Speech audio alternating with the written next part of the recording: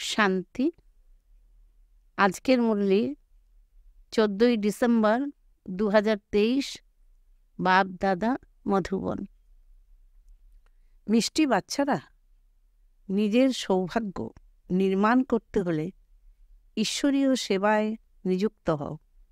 মাতা ও কন্যাদের বাবার কাছে সমর্পিত হওয়ার জন্যে তীব্র ইচ্ছা থাকা উচিত। শিব শক্তিরা বাবার নাম উজ্জ্বল করতে পারে। প্রশ্ন: সব কন্যাদের বাবা কোন একটি শুভ পরামর্শ দেন? উত্তর: হে কন্যারা, তোমরা এবারে চমৎকারিত্ব কামাল করে দেখাও। তোমাদের মাম্মার মতন হতে হবে। এখন তোমরা লোক লজ্জা ত্যাগ করো। নষ্ট মহা হও। যদি অধরকন্যা হও তাহলে দাগ লেগে যাবে। তোমাদের রং বিরঙের মায়ার হাত থেকে সুরক্ষিত থাকতে হবে।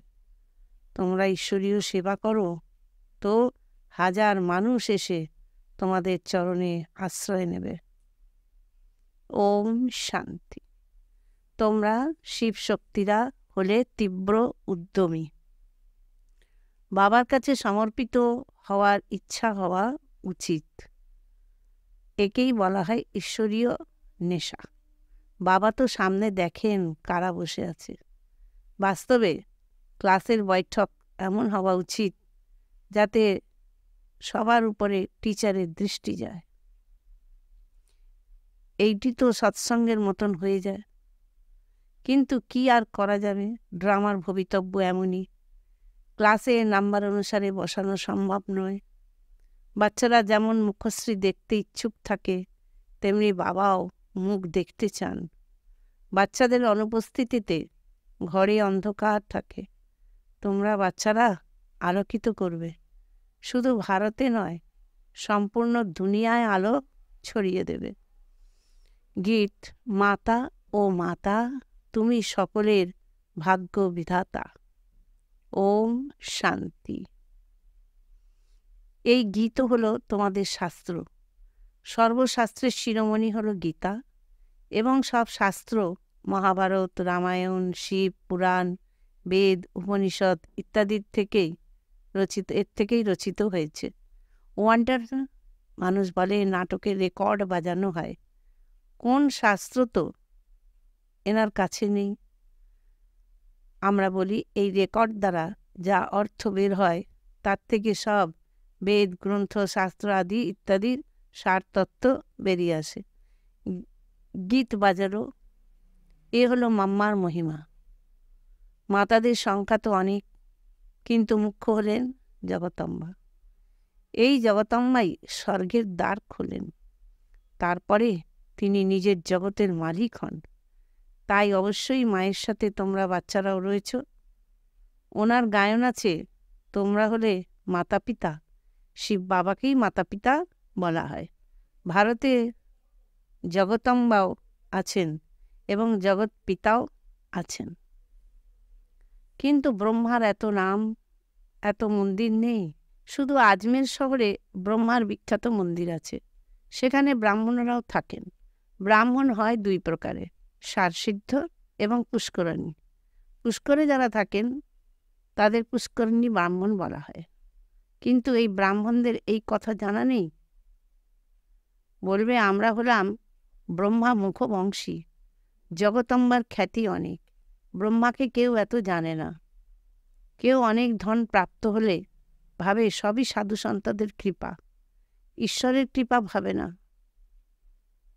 বাবা বলেন, আমি ছাড়া আর কেউ কৃপা করতে পারে না। আমরা তো সন্ন্যাসীদেরও মহিমা করি। যদি এই সন্ন্যাসীগণ পবিত্র না থাকতেন তাহলে ভারত পুড়ে মরত। কিন্তু সদ্গতি দাতা তো হলেন একমাত্র বাবা। মানুষ মানুষের সদ্গতি করতে পারে না। বাবা বুঝিয়েছেন যে তোমরা সবাই সীতা শোক বাটিকায় আছো। দুঃখে শোক তো হয়, তাই না? রোগ ইত্যাদি হলে দুঃখ কি হবে না? অসুস্থ হলে মনে খেয়ালই আসবেই, কবে সুস্থ হব। এমন তো কেউ বলবে না যে অসুস্থ থেকে যাই, পুরুষার্থ করি, সুস্থ হয়ে যাই, না হলে চিকিৎসা করা হয় কেন? এখন বাবা বলেন, বাচ্চারা, আমি তোমাদের এই দুঃখ, রোগ ইত্যাদি থেকে মুক্তি দিয়ে পুরস্কৃত করি। মায়া রাবণ তোমাদের দুঃখে দিয়েছে। আমাকে তো বলে সৃষ্টির রচয়িতা। সবাই বলে ভগবান কি দুঃখ দেওয়ার জন্য সৃষ্টি রচনা করেছেন? স্বর্গে এমন কথা থোড়াই হবে। এখানে দুঃখ আছে, তবেই তো মানুষ বলে যে ভগবানের কি দরকার ছিল এই দুঃখের দুনিয়া সৃষ্টি করা? আর অন্য কোনো কাজ ছিল না। কিন্তু বাবা বলেন, এই হলো সুখ দুঃখ হার জিতের তৈরি করা খেলা। এ হলো ভারতকে কেন্দ্র করেই খেলা, রাম ও রাবণের। ভারতের হয় রাবণের কাছে হারালে হারে, রাবণকে পরাজিত করলে রাম রূপে পরিণত হয়।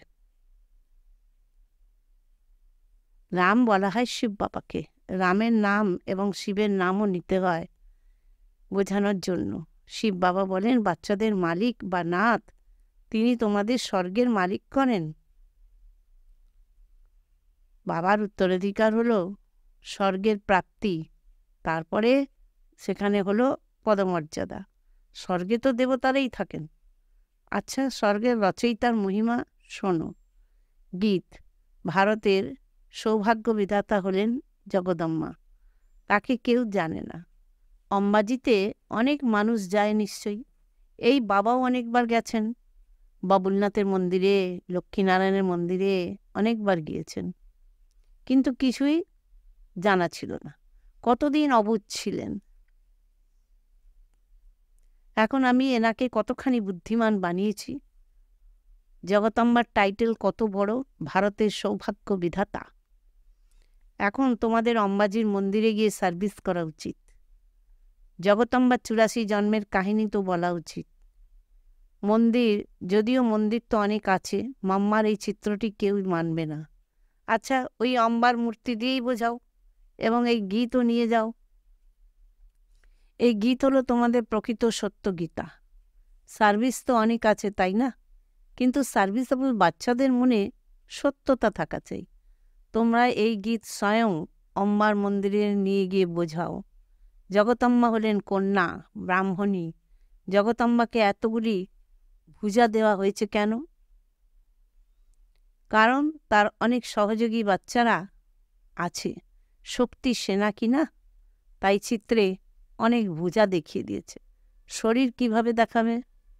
ভুজা দেখানো সহজ, শোভনীয় দেখায়। চিত্রে বহু চরণ দিলে না জানি চেহারা কেমন হবে। ব্রহ্মাকেও বহু ভুজা দেখানো হয়েছে, তোমরা সবাই তারই সন্তান, কিন্তু এত ভুজা দেওয়া তো সম্ভব নয়। অতএব তোমাদের অর্থাৎ কন্যাদের, মাতাদের সার্ভিসে যুক্ত হওয়া উচিত। নিজের সৌভাগ্য নির্মাণ করো। অম্মা মন্দিরে গিয়ে তোমরা এই গীতের মহিমা করো, তাহলে অনেকেই আসবে। তোমরা এত নাম উজ্জ্বল করার যত পুরনো ব্রহ্মা কুমারী আমরাও করতে পারিনি। এই ছোট ছোট কন্যারা কামাল করতে পারে। বাবা শুধু একজনকে নয়, সব কন্যাদের বলছেন, হাজার মানুষ তোমাদের চরণে এসে পড়বে, তাদের সম্মুখে এত আসবে না যত তোমাদের কাছে আসবে। হ্যাঁ, এর জন্য লোকলজ্জা ত্যাগ করতে হবে, একবারে নষ্ট মহা হতে হবে। বলবে আমার বিবাহের প্রয়োজনই নেই, আমরা তো পবিত্র থেকে ভারতবর্ষকে স্বর্গে পরিণত করার সেবা করব। অধর কুমারীদেরও তবুও তো দাগ লেগে যায়। কুমারীদের বিবাহ হতেই দাগ লেগে যাবে, শুরু হয়ে যায়, রং বেরঙের মায়া লেগে যায়। এই জন্মে মানুষ কি থেকে কি হয়ে যেতে পারে। মাম্মাও এই জন্মেই হয়েছেন, তাদের পদমর্যাদা প্রাপ্ত অল্পকালের জন্য। মাম্মা প্রাপ্ত করেন 21 জন্মের জন্য। তোমরাও নর থেকে নারায়ণ, নারী থেকে লক্ষ্মী হও। সম্পূর্ণ পাশ হলে পরে দিব্য জন্ম প্রাপ্ত হবে। তাদের হলো অল্পকালের সুখ, তাতেও কত চিন্তা থাকে। আমরা তো হলাম গুপ্ত, আমাদের বাইরে কোনো শো করতে হবে না, তারা শো করে। এই রাজ্যটি হলো মৃগতৃষ্ণার সমান। শাস্ত্র আছে, দ্রৌপদী বলেছে, অন্ধের সন্তান অন্ধ। তারা যাকে রাজত্ব ভাবছে সেসব তো এখন শেষ হলো বলে। রক্তের নদী বইবে। পাকিস্তানে যখন বিভাজন হয় তখন প্রতিটি ঘরে মারামারি হয়েছিল। এখন তো রাস্তায় চলতে ফিরতে মারামারি হবে। কত রক্ত বইবে। একে কি স্বর্গ বলা যাবে? এইটি কি নতুন দিল্লি, নতুন ভারত? নতুন ভারত তো পরিস্থান ছিল, এখন তো বিকারের প্রবেশ রয়েছে। অনেক বড় শত্রু। রাম রাবণের জন্ম ভারতেই দেখানো হয়, শিব জয়ন্তী বিদেশে পালন হয় না, এখানেই পালন হয়। তোমরা জানো রাবণ কখন আসে? সম্পূর্ণ দিন পূর্ণ হয়ে রাত হয় তখন রাবণ আসে, যাকে বামমার্গ বলা হয়। দেখানো হয়েছে বামমার্গে গিয়ে দেবতাদের কি অবস্থা হতে পারে। বাচ্চাদের সার্ভিস করা উচিত, যে নিজে জাগ্রত থাকবে সেই জাগ্রত করতে পারবে। বাবা তো হলেন শুভচিন্তক, বলেছেন মায়ার চড় যেন না লেগে যায়। অসুস্থ হলে সার্ভিস তো করতেই পারবে না।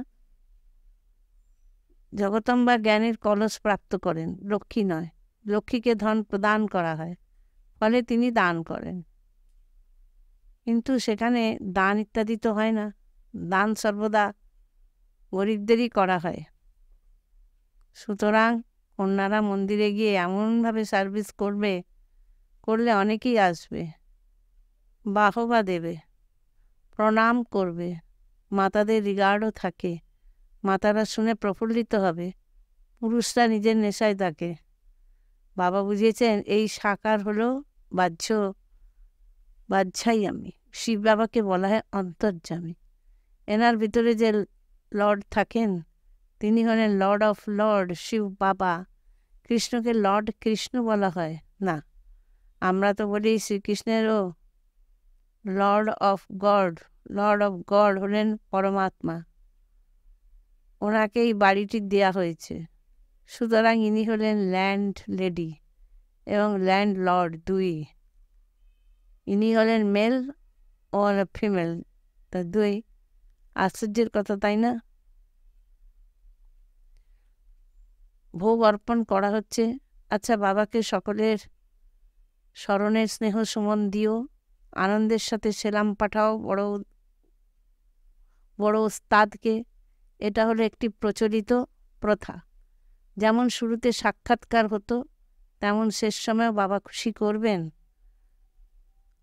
আবুতে অনেক বাচ্চারা আসবে, যারা থাকবে তারা দেখবে। আচ্ছা, মিষ্টি মিষ্টি হারানে দিয়ে বাচ্চাদের প্রতি মাতা পিতা বাপদাদার স্মরণের স্নেহ সুমন আর সুপ্রভাত।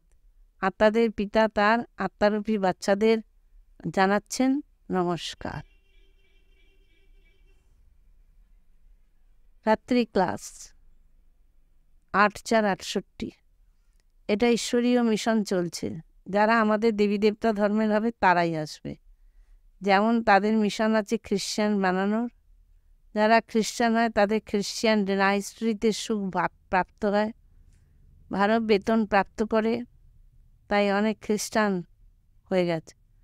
ভারতবাসী এত বেতন দিতে পারে না, এখানে অনেক কারাপশান আছে। মাঝখান থেকে ঘুষ না দিলে চাকরি চলে যাবে। বাচ্চারা বাবাকে জিজ্ঞাসা করে,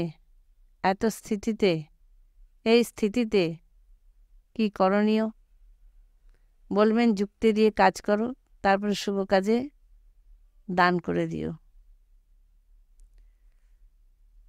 এখানে সবাই বাবাকে স্মরণ করে আহ্বান করে যে আমরা পতিত, এসে আমাদের পবিত্র করো, লিবারেট করো, ঘরে ফিরিয়ে নিয়ে চলো। বাবা নিশ্চয়ই ঘরে ফিরিয়ে নিয়ে যাবেন, তাই না? ঘরে ফেরবার জন্যই তো এত ভক্তি ইত্যাদি করা হয়। কিন্তু যখন বাবা আসবেন তখন নিয়ে যাবেন। ভগবান হলেন একজন, এমন নয় সবার মধ্যেই ভগবান এসে বলবেন। ওনার আগমন হয় সঙ্গমে। এখন তোমরা এমন কথা বিশ্বাস করবে না, আগে বিশ্বাস করত। এখন তোমরা এখন তোমরা ভক্তি করো না, তোমরা বলো প্রথমে আমরা পূজা করতাম, এখন বাবা এসছেন আমাদের পূজ্য দেবতায় পরিণত করতে। শিখ সম্প্রদায়ের মানুষদের তোমরাই বোঝাও। গায়ন আছে যে মানুষ থেকে দেবতা বানাতে বেশি সময় লাগে না। দেবতাদের মহিমা আছে, তাই না? দেবতারা তো থাকেন সত্যযুগে, এখন হলো কলিযুগ। বাবাও সঙ্গম যুগে পুরুষোত্তম হওয়ার শিক্ষা দেন। দেবতারা হলেন সবার চেয়ে উত্তম, তাই তো তারা এত পূজ্য হয়। যাদের পূজা করা হয় তারা নিশ্চয়ই কখনো ছিলেন, এখন নেই। বুঝতে পারা যায় যে এই রাজধানী পাস্ট হয়ে গেছে। এখন তোমরা হলে গুপ্ত। কেউ আর কি জানে যে আমরা বিশ্বের মালিক হব? তোমরাই জানো আমরা পড়াশোনা করে এই রূপে পরিণত হই। তাই পড়াশোনাতে সম্পূর্ণ অ্যাটেনশন দিতে হবে। বাবাকে খুব ভালোবেসে স্মরণ করতে হবে। বাবা আমাদের বিশ্বের মালিক করেন, তাহলে কেনই বা স্মরণ করব না? তারপর আজকের শ্রীমত 23 নম্বর, খুব খুব মিষ্টি হয়ে সবাইকে মিষ্টি বানানোর সেবা করতে হবে। আত্মারূপী বাচ্চাদের দিব্যগুণ 23 তাদের নম্বর, বাবা শীতলতা। এখন দাদার অবগুণ 23 নম্বর, স্মরণের প্রয়োজনহীন স্নেহ সমান। কথাবার্তা। গুড নাইট আর নমস্কার।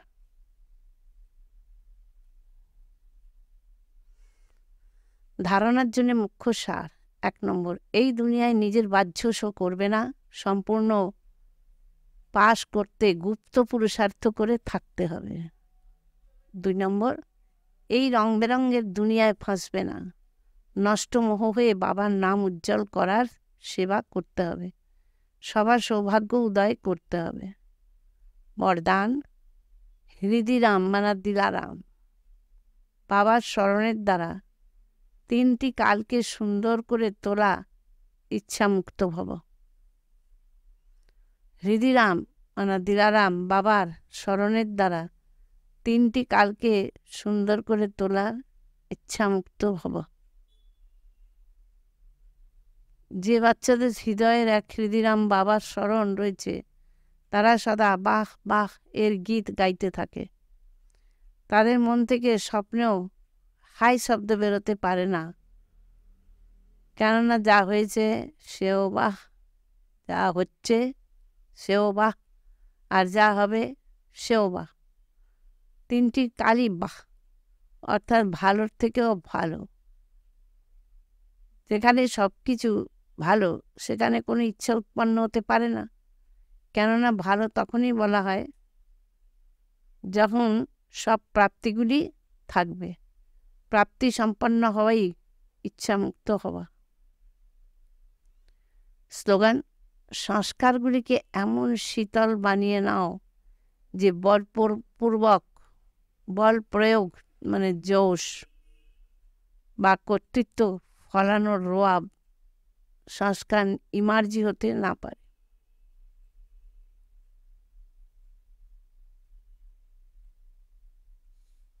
ওম শান্তি। আজকের শ্রীমত 24 নম্বর, কখনোই বিকারের মধ্যে আসবে না। দিব্যগুণ 24 নম্বর, বৈরাগ্য বৃত্তি। অবগুণ 24 নম্বর, মিথ্যা বলা।